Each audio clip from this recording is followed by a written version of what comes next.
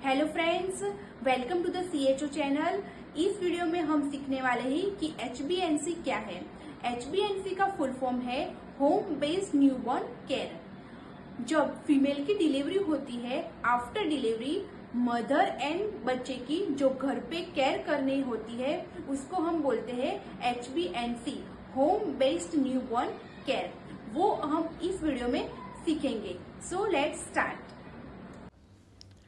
નાના બાળકોની ઘરેલું સાર સંભાળ HBNC home based newborn care and HBYC home based care for young child. તમે જાણો છો કે HBNC પ્રોગ્રામ અંતર્ગત બાળકના જન્મ પછીના 42 દિવસમાં આશાએ માતા અને નવજાત શિશુની ઘરે મુલાકાત કરી માતા અને બાળકની સ્વાસ્થ્ય અને પોષણ અંગે તપાસ કરવાનું હોય છે। તે મુજબ 0, 3, 7, 14, 21, 28 અને 42 દિવસે ઘર મુલાકાત કરી માતા અને બાળકની તપાસ કરે છે। પરંતુ એ પછીના સમયગાળામાં આશાની કે આરોગ્ય કાર્યકરની માતા અને બાળકની મુલાકાત મમતા દિવસમાં કે કેટલાક સંજોગોમાં જ થાય છે। આથી બાળક 2 વર્ષનું થાય ત્યાં સુધી તેની નિયમિત સાર સંભાળ થાય તે અત્યંત જરૂરી છે। આથી સરકાર દ્વારા HBYC પ્રોગ્રામ રજૂ કરવામાં આવ્યો છે, જે મુજબ આશા 3, 6, 9, 12, 15 અને 18 માસે એટલે કે બાળક 2 વર્ષનું થાય ત્યાં સુધીમાં દર 3 માસે કુલ 5 મુલાકાત લેશે અને બાળકમાં પોષણ, આરોગ્ય, પાણી અને સ્વચ્છતા, રસીકરણ અને બાળકમાં વૃદ્ધિ અને વિકાસના પરિણામોનું મૂલ્યાંકન કરે છે। HBYC અંતર્ગત 4 મુખ્ય ઘટકોમાં કામગીરી કરવાની હોય છે। ફર્સ્ટ પોષણ, સેકન્ડ આરોગ્ય, થર્ડ બાળ વિકાસ એન્ડ ફોર્થ પાણી સ્વચ્છતા અને હાથની સ્વચ્છતા। તે આપણે આ વિડીયોમાં સમજીશું। ફર્સ્ટ પોષણ। 6 મહિના સુધી બાળકને ફક્ત માતાનું ધાવણ જ આપવું, પાણી પણ નહીં, કેમ કે ધાવણ બાળક જરૂરી પોષણ અને પાણીની જરૂરિયાતોને સંતોષવા માટે પૂરતું છે। 6 મહિના પૂરા થાય ત્યારે ઉપરી આહારની શરૂઆત કરવી અને 2 વર્ષ સુધી ધાવણ આપવું।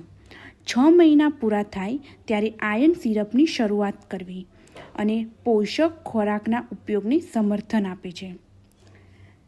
દેન સેકન્ડ આરોગ્ય। ફર્સ્ટ રસીકરણ। દેન મમતા કાળમાં આપેલ ગ્રોથ ચાર્ટના ઉપયોગ વડે બાળકના વૃદ્ધિ વિકાસનું મૂલ્યાંકન કરવું। ઝાડાની બીમારીમાં ORS અને ઝીંકના ઉપયોગ તેની મહત્ત્વની વિશે સમજ આપવી। માંદગી દરમિયાન બાળકની વિશેષ સંભાળ કરવી અને જરૂર જણાય તો સંદર્ભ સેવા આપવી। થર્ડ બાળ વિકાસ। બાળકમાં પ્રારંભિક વિકાસના તબક્કા અને જોખમી ચિહ્નોની ઓળખ આપવી તેમજ ઉંમર મુજબ બાળક સાથે યોગ્ય રમતો અને સંવાદ કરવી। દેન ફોર્થ પાણી સ્વચ્છતા અને હાથની સ્વચ્છતા। માતા અને બાળકના હાથ ધોવાની યોગ્ય રીતની સમજ આપવી। દેન બાળકને ખોરાક આપવાની ભલામણો। તેના ટોટલ 7 પોઈન્ટ છે, તે આપણે જોઈશું।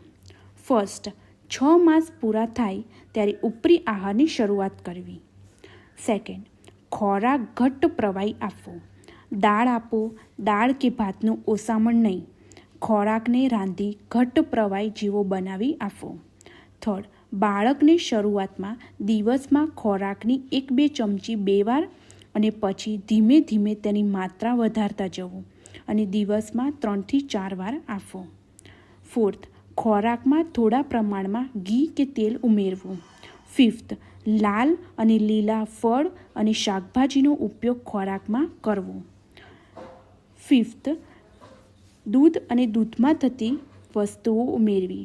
ઈંડા, માંસ અને માછલી બાળકને બહુ ભાવે છે તો તેનો યોગ્ય ઉપયોગ કરવો। એન્ડ સેવન્થ બીમારી દરમિયાન બાળકની ભૂખ ઓછી થઈ જાય છે. આ દરમિયાન બાળકને વારંવાર ધાવણ આપવું અને બાળક સાજું થાય ત્યારે ખોરાક વધુ માત્રામાં ખવડાવવો. દેન મમતા કાર્ડમાં આપેલ ગ્રોથ ચાર્ટનો ઉપયોગ વડે માતાઓ સાથે મુલાકાત દરમિયાન તેઓ દ્વારા પોષણમાં થતી ભૂલો જાણી પોતે સુધારો કરી શકે એ માટે સક્ષમ બનાવવા અને બાળકની ઉંમર મુજબ શારીરિક વૃદ્ધિ અને વિકાસમાં રહી થતી ખામીઓને શોધવી. દેન બાળકનો પ્રારંભિક વિકાસ. બાળકના જીવનના શરૂઆતના 1000 દિવસ તેના વૃદ્ધિ અને વિકાસ માટે અત્યંત મહત્ત્વના છે. બાળકના શરૂઆતના 2-3 વર્ષમાં તેના મગજનો લગભગ 80% વિકાસ થઈ જતો હોય છે. બાળકના વિકાસમાં બૌદ્ધિક વિકાસ, શારીરિક વિકાસ, ભાષાકીય, સામાજિક અને ભાવાત્મક વિકાસનો સમાવેશ થાય છે. બાળકની સાથે યોગ્ય રમતો રમવાથી, સ્પર્શ કરવાથી અને સંવાદ કરવાથી તેના વિકાસમાં ખૂબ મદદ મળે છે. આશા મમતા કાર્ડનો ઉપયોગ વડે માતાને બાળકનો વિકાસ ઉંમર મુજબ યોગ્ય થઈ રહ્યો છે કે નહીં તે માટે સક્ષમ બનાવશે. દેન 2-3 મંથ. જેમ કે 2-3 માસ દરમિયાન બાળક માતાના ચહેરાને ઓળખવાનું શરૂ કરે છે અને સ્મિત આપે છે. ઊંધું સુવાડીએ તો માથું ઊંચકે છે અને આનંદમાં આવે છે એટલે હાથ પગ જોરથી હલાવે છે. દેન ઇમ્યુનાઇઝેશન.